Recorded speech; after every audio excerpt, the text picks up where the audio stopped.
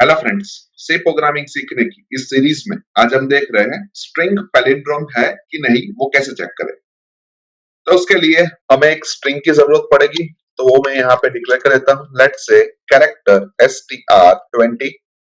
उसके बाद मैं clr scr लिख देता हूँ ताकि हमें कोई प्रीवियस आउटपुट दिखाई ना दे, और लास्ट में मैं गेट ch लिख देता हूँ। अभी जो स्ट्रिंग हमने डिक्लेयर की है वो हमें यूजर के पास से लेनी है, तो उसके लिए हमें एक स्कैनफ स्टेटमेंट की जरूरत पड़ेगी, और उस स्कैनफ स्टेटमेंट के अंदर हम मैसेज देंगे percentage in the square bracket caret slash n और str, जो हमें मल्टी वर्ड स्ट्रिंग रीड करके देगा। यानी कि हम ऐसा बोल सकते हैं कि ये स्टेटमेंट गेटस str के इक्विवेलेंट है। स्कैनफ के ऊपर हम एक प्रिंटफ स्टेटमेंट लिख देते हैं, और उस प्रिंटफ स्टेटमेंट के अंदर हम मैसेज दे रहे हैं एंटर अ स्ट्रिंग। अभी सपोज हम ऐसा एज्यूम कर रहे हैं कि हमारे स्ट्रिंग की वैल्यू कंप्यूटर है, और हमें ये चेक करना है कि ये स्ट्रिंग पैलिंड्रोम है या नहीं। अभी स्ट्रिंग पैलिंड्रोम तभी कहलाई जाती है जब स्ट्रिंग और उसकी रिवर्स सेम हो, यानी कि हमें इस स्ट्रिंग का रिवर्स फाइंड करना पड़ेगा।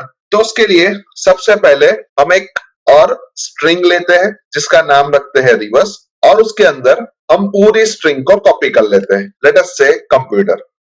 उसके बाद जो हमारी रिवर्स स्ट्रिंग है उसको हम रिवर्स कर देते हैं, यानी कि अब हमारी रिवर्स स्ट्रिंग की वैल्यू हो जाएगी REPUBMOC,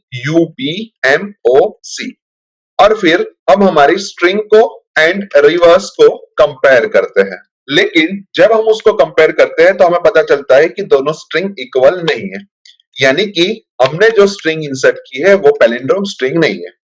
अभी इसी चीज को हम लॉजिक के तौर पे कन्वर्ट करें तो सबसे पहले हमने स्ट्रिंग को रिवर्स स्ट्रिंग के अंदर कॉपी किया, यानी कि हम strcpy फंक्शन की मदद से ये कर सकते हैं।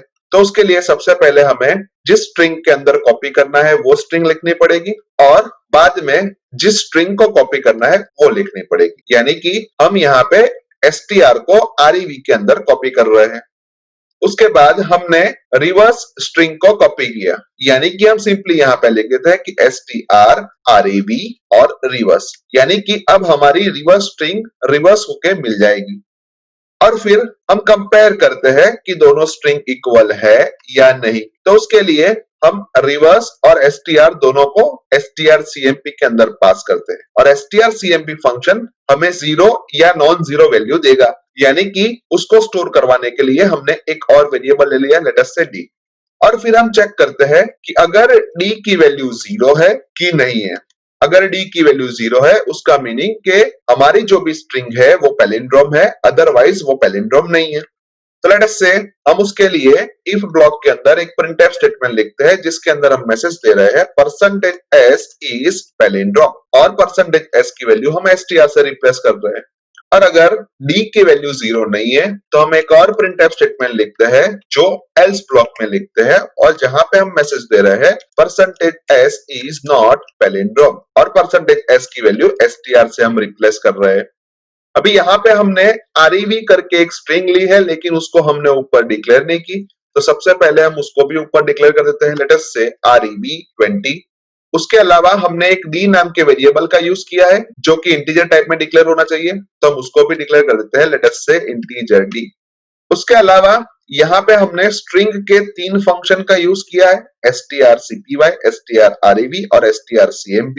तो उसके लिए हमें एक हेडर फाइल की जरूरत पड़ेगी, तो उसको मैं यहाँ पे ऐड कर देता हूँ, लेट अस से #include string.h, और फिर प्रोग्राम को सेव कर देता हूँ। उसके बाद प्रोग्राम को कंपाइल करता हूँ। कंपाइलेशन में कोई भी एरर नहीं आई तो प्रोग्राम को रन करके देख लेता हूँ, जहां पे मैं स्ट्रिंग के तौर पे कंप्यूटर इंसर्ट कर रहा हूं, और हमें आउटपुट के तौर पे मिल रहा है कंप्यूटर इज नॉट पैलिंड्रोम, जो कि परफेक्टली सही है, क्योंकि अभी अभी हमने कंप्यूटर को मैन्युअली चेक करके देखा है कि वो पैलिंड्रोम है। एक और बार प्रोग्राम को रन करते हैं, जहां पे मैं स्ट्रिंग के तौर पे ईव इंसर्ट कर रहा हूं, और हमें आउटपुट के तौर पे मिल रहा है ईव इज पैलिंड्रोम, जो कि परफेक्टली सही है। पर यहाँ पे जो हमने स्ट्रिंग ली है उसको हमने मैन्युअली टेस्ट करके नहीं देखा, पर आप खुद उसको मैन्युअली टेस्ट करके हमें जो आउटपुट मिल रहा है उसको वेरीफाई कर सकते हो।